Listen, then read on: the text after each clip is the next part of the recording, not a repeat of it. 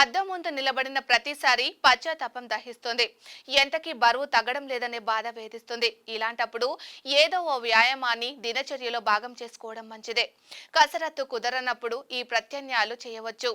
ఉదయాన్నే వ్యాయామం లేదా వాకింగ్ కు అవకాశం లేకపోతే కనీసం ఓ 10 నిమిషాలు యోగాసనాలు వేయవచ్చు.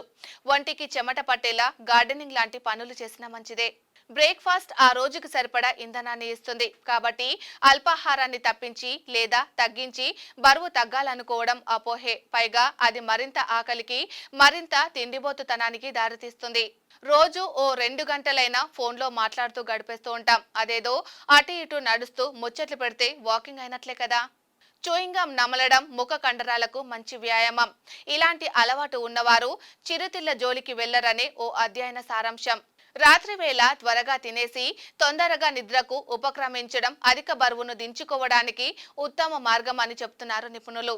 వాటర్ బాటిల్ పక్కన పెట్టుకోకుండా అప్పుడప్పుడు కిచెన్ వరకు వెళ్లి నీళ్లు తాగడం కూడా చిన్నపాటి వ్యాయామమే. దీనివల్ల శరీరానికి సరిపడా తేమ అందుతుంది.